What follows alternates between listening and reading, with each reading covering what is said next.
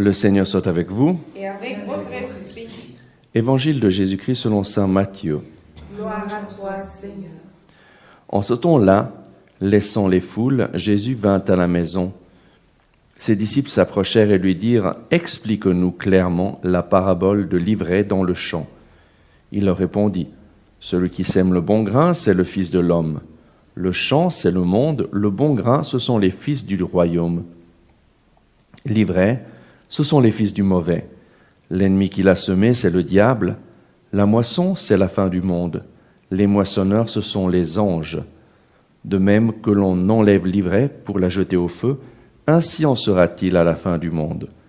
Le Fils de l'homme enverra ses anges, et ils enlèveront de son royaume toutes les causes de chute et ceux qui font le mal. Ils les jetteront dans la fournaise. Là, il y aura des pleurs et des grincements de dents.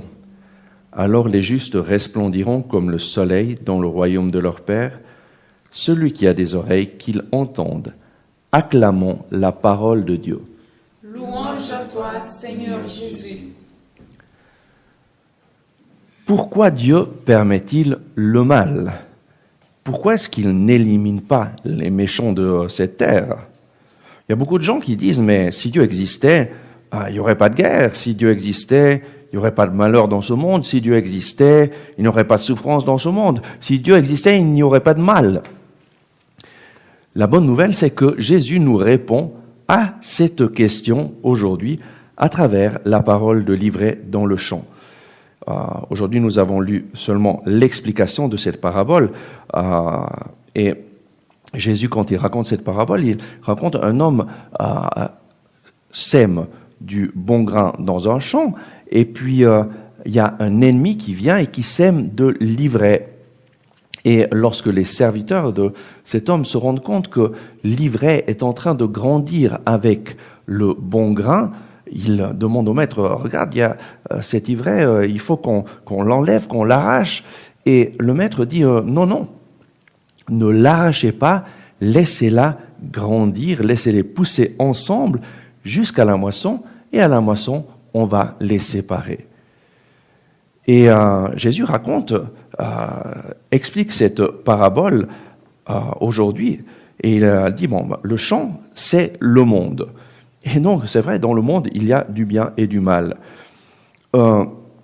Le royaume des cieux, c'est le royaume que Jésus est venu pour instaurer dans ce monde, pour porter le bien dans ce monde où il y a du mal. Et il y a un roi. Le roi, c'est Jésus, c'est le Fils de l'homme, c'est celui qui sème le bon grain. Ensuite, il y a les fils du royaume. Ce sont des personnes qui accueillent Jésus dans leur vie. Jésus est venu dans ce monde pour nous sauver, pour nous libérer du péché, pour nous libérer du mal. Et en mourant sur la croix, Jésus s'est chargé de toutes nos fautes, de tous nos péchés. Il les a cloués au bois de la croix. Il a pris dans son corps tout le mal qui est en nous. Il l'a cloué au bois de la croix. Il a payé le prix de nos fautes. Et il a reçu sur lui-même la sentence de mort qui pesait sur nous à cause de notre péché, et en mourant sur la croix, il nous a rachetés. Et le bon grain, donc, ce sont ces personnes, les fils du royaume, qui accueillent Jésus et qui décident de réaliser le plan de Dieu pour leur vie. Saint Paul nous dit dans la lettre aux Éphésiens, chapitre 2, verset 10, que Jésus nous a rachetés en vue des bonnes œuvres que Dieu a préparées d'avance pour que nous les pratiquions. Et donc les fils du royaume sont ces personnes qui, accueillant Jésus, décident, Seigneur, je veux faire ta volonté, je veux réaliser le bien que toi tu as préparé pour moi sur cette terre. L'ivraie, ce sont les fils du mauvais, les personnes qui s'obstinent dans le mal. Et la chose étrange, c'est que ils poussent ensemble dans le monde. Le bien et le mal, on le trouve dans le monde. Et donc la grande question, c'est pourquoi Dieu n'élimine-t-il pas l'ivraie? N'élimine-t-il pas les personnes mauvaises? Et la réponse est toute simple. Parce que s'il devait éliminer toutes les personnes mauvaises de ce monde, moi, qui suis en train de vous parler, il m'aurait déjà éliminé de ce monde. Et toi, qui es en train de m'écouter, il t'aurait déjà éliminé de ce monde, parce que tous nous sommes pécheurs, privés de la gloire de Dieu. Et en chacun d'entre nous, il y a, à côté du bon grain, à côté des bonnes choses, il y a le mal. Il y a des choses mauvaises. Il y a de l'ivraie en nous, dans chacun d'entre nous. Et si Dieu devait éliminer le mal, il devrait éliminer tous les hommes qui vivent sur cette terre. Et en fait, Dieu ne veut pas la mort du pécheur, mais il veut qu'il se convertisse et qu'il vive.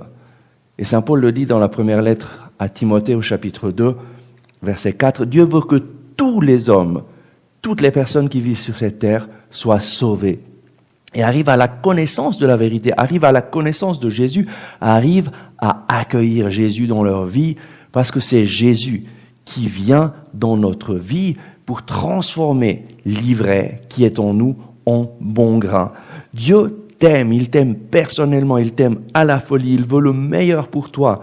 Et il a envoyé son Fils unique, Jésus, qui est venu dans ce monde pour assimiler en son corps tout notre mal et le clouer sur le bois de la croix. Et c'est lorsque nous mettons notre confiance en Jésus, lorsque nous l'accueillons dans notre vie, que tout change, que Jésus vient pour éliminer le mal qu'il y a en nous, pour nous purifier.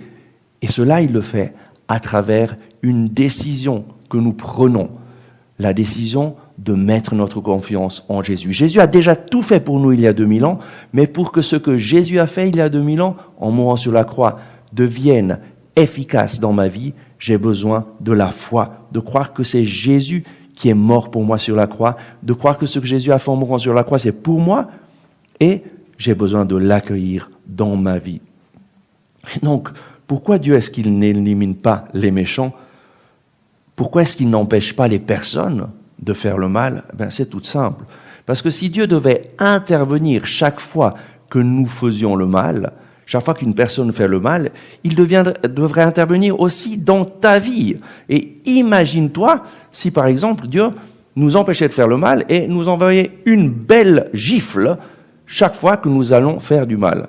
Et donc, chaque fois que tu regardes une femme ou un homme avec une pensée, un désir sexuel, paf, une baffe, avant que tu aies le temps de continuer.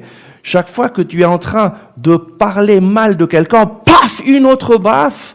Et pour t'arrêter, chaque fois que tu es en train d'écouter quelqu'un qui parle mal d'un autre, paf, une autre baffe. Et en fait, combien de baffes tu recevrais chaque jour? En fait, notre vie serait remplie de coups et Dieu nous enverrait des baffes à longueur de journée s'il intervenait chaque fois que nous sommes pécheurs. Alors des gens disent « Ah non, mais il devrait intervenir seulement si c'est des gros péchés. » Non, en fait, Dieu t'aime et il te laisse libre. Il laisse libre la personne humaine parce qu'il ne veut pas des marionnettes. Vous savez, une marionnette, elle est... c'est la personne qui la manœuvre, qui lui fait faire tous les mouvements. Et nous ne sommes pas des marionnettes. Nous sommes des personnes libres qui librement disent oui ou non au plan d'amour de Dieu. Et quand nous disons non, alors il y a des conséquences qui peuvent être terribles, non seulement dans notre propre vie, mais dans la vie des autres.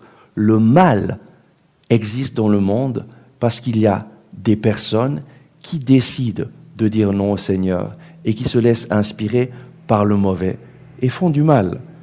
Mais la bonne nouvelle, c'est qu'il y a de l'espoir pour tous ceux qui vivent. Dieu a tant aimé le monde qu'il a envoyé son Fils unique Jésus-Christ afin que quiconque croit en lui ne périsse point, mais ait la vie éternelle. Lorsqu'une personne met sa confiance en Jésus, sa vie change radicalement. Et je suis témoin que rien n'est impossible à Dieu. Je connais des personnes qui ont vécu loin du Seigneur, qui ont vécu dans le péché, qui ont vécu vraiment en se droguant, en ayant une vie sexuelle complètement dépravée. Et à un certain moment, le Seigneur a intervenu dans leur vie. Et ces personnes ont levé leur regard vers le Seigneur, se sont repenties et lui ont demandé pardon. Et leur vie a changé radicalement. Je connais des personnes qui étaient prostituées et qui maintenant annonce l'évangile et l'annonce l'évangile dans la puissance du Saint-Esprit. Je connais des personnes qui vivaient dans la drogue, qui vendaient de la drogue, qui vivaient en volant et maintenant elles sont en train d'évangéliser, elles sont en train d'annoncer la parole de Dieu. Pourquoi? Parce qu'elles ont fait l'expérience de la miséricorde de Dieu et elles ont décidé d'accueillir Jésus dans leur vie. Et toi, c'est toi et toi seul qui décide si tu veux rester avec beaucoup d'ivresse dans ton cœur, dans ta vie, ou si tu veux changer. En fait, la bonne nouvelle, c'est que nous avons une vie pour chercher Dieu. Une vie pour laisser Jésus transformer l'ivraie qui est en nous et faire de nous du bon grain. Il y a de l'espoir pour chaque personne. Le problème, c'est qu'on pense que nous sommes bons et que nous n'avons pas besoin de Jésus. En fait, personne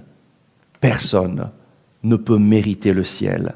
La seule personne qui l'a mérité, c'est Jésus, qui en mourant sur la croix, a mérité le ciel pour nous. Et c'est en vertu des mérites de Jésus que nous pouvons mettre notre confiance en Dieu. Et c'est Jésus qui nous dit « Je suis le chemin, la vérité et la vie. Nul ne vient au Père si ce n'est par moi. » Chaque personne a besoin d'une décision radicale de mettre sa vie dans les mains de Jésus pour que Jésus nous porte vers le Père. Et donc aujourd'hui, je t'invite à prier, à demander à Jésus de venir enlever toute l'ivraie, tout le mal qu'il y a dans ton cœur, dans ta vie, de venir te purifier et de lui demander de venir régner dans ton cœur. Je t'invite à faire cette prière et à dire, Seigneur Jésus, merci parce qu'en mourant sur la croix, tu es mort pour mes péchés, tu es mort pour me libérer de mes fautes. Viens Seigneur Jésus dans mon cœur, je mets ma confiance en toi, je me repens pour tous mes péchés, pour toutes mes pensées mauvaises, pour toutes les paroles mauvaises que j'ai dites, pour toutes les actions mauvaises que j'ai faites. Seigneur, viens dans mon cœur et enlève de mon cœur le mal. Enlève de mon cœur l'ivraie, enlève de mes pensées le mal. Seigneur, viens purifier mon cœur, viens purifier mes désirs. Donne-moi un cœur pur, donne-moi un cœur qui aime, donne-moi un cœur qui fasse du bien. Seigneur Jésus, viens dans mon cœur et viens guider ma vie. Je veux marcher avec toi tous les jours de ma vie. Je veux vivre une vie de communion avec toi afin que tu puisses me libérer et que ma vie soit en toi. Amen.